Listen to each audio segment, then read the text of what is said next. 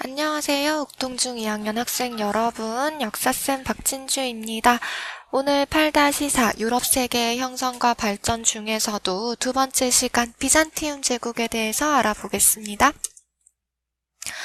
자, 이 비잔티움 제국이라고 하는 나라는 우리가 예전에 로마를 배웠을 때 콘스탄티누스 대제가 죽고 나서 로마가 두 동강으로 나뉘었다고 했어요. 동로마랑 이제 서로마로 나뉘었다고 했는데 그 중에서 서로마 제국이 게르만족한테 멸망을 하고 그 다음에 동로마 제국은 우리가 언급을 안 했었죠. 그 동로마 제국이 바로 이 비잔티움 제국이 되겠습니다. 그래서 형성된 거는 우리가 아까 말씀드렸다시피 로마의 동서분열을 계기로 형성이 되었다. 전성기는 유스티니아누스 대제 때인데요. 이때 이제 옛날 서로마 제국 영토를 대부분 회복을 하고 이슬람 세력도 격퇴를 했어요. 그래서 오른쪽 위에 지도를 보시면은 핑크핑크한 색깔로 이렇게 칠해져 있는 부분이 바로 유스티니아누스 대제 때 차지한 영토가 되겠습니다. 그리고 이 비잔티움 제국의 특징은 뭐냐면요. 중요한 부분입니다.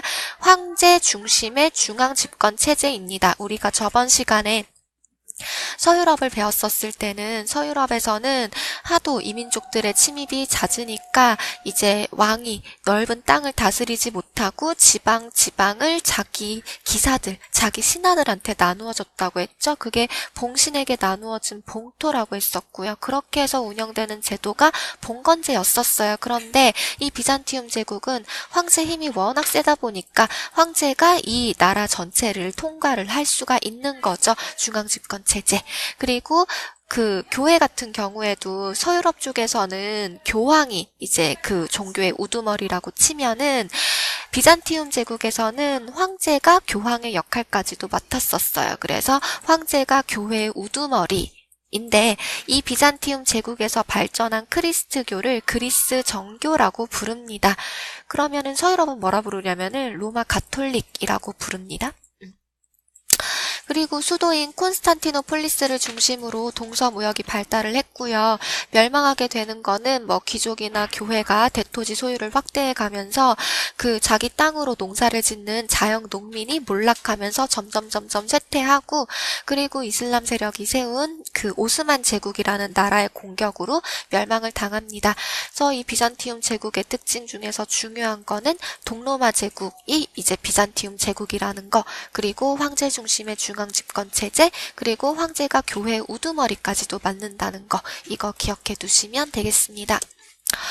자, 이게 이제 그림인데요. 모자이크 그림인데 유스티니아누스 대제가 여기 가운데에 있고 양옆에는 신하들이 서 있어요. 그런데 잘 보면은 뒤에 이렇게 동그란 모양이 있잖아요. 이게 모자를 쓴 게 아니라 이게 왜 예수나 아니면 성모 마리아나 그런 그림 같은 거 보면은 아니면 부처님도 마찬가지고 그림 같은 거 보면은 아니면 불상 같은 거 보면은 머리 뒤에 막 이렇게 동그란 게 이렇게 그려져 있잖아요. 그게 이제 후광을 뒤에서 빛이 이렇게 뿜어져 나오는 뿜뿜 하는 거를 표현한 건데 탐구활동 문제예요.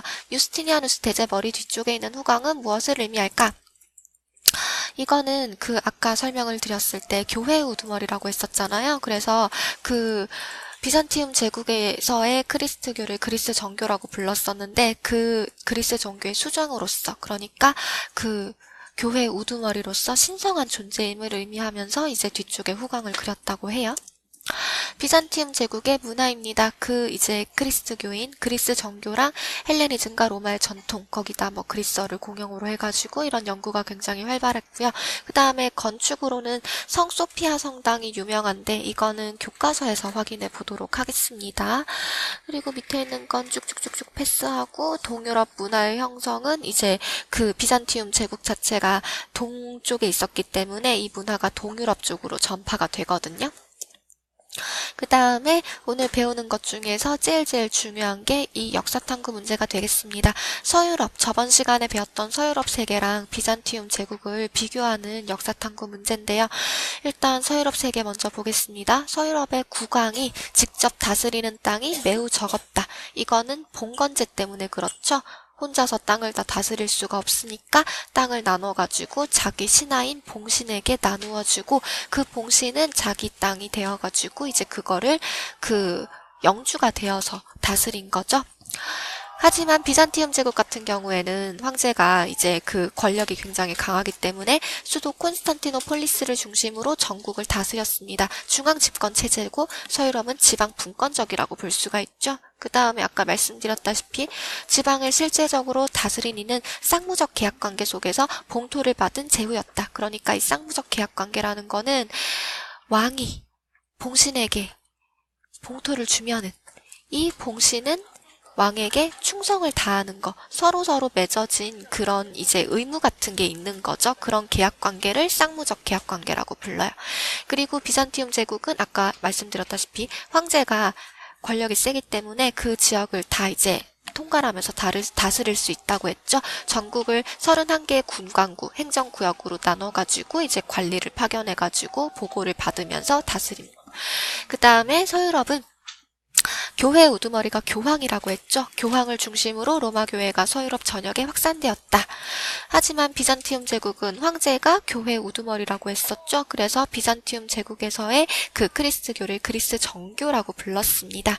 1번, 2번 문제 한번 볼게요. 1번 서유럽과 비잔티움 제국의 통치 방식을 비교해보자. 서유럽은 지방 분권적인 봉건체제의 통치, 봉건제를 실시하고 있었죠. 그리고 비잔티움 제국은 황제를 중심으로 한 강력한 중앙집권체제를 유지하였다. 그 다음 2번 서유럽과 비잔티움 제국에서 발달한 그리스도교를 비교해보자 라고 했는데 이 서유럽은 그 교회의 우두머리가 교황이라고 했었죠. 로마 교황 아래 그리스도교, 그 서유럽 쪽의 그리스도교는 로마 가톨릭이라고 불렀는데 이게 발전을 했었고 비잔티움 제국은 황제가 교회 우두머리 역할까지 담당한 여기서의 그리스도교는 그리스 정교라고 불렀었죠. 이게 발전하였다. 까지 해서 두 번째 시간은 여기까지 마무리할게요. 수고하셨습니다. 사랑합니다.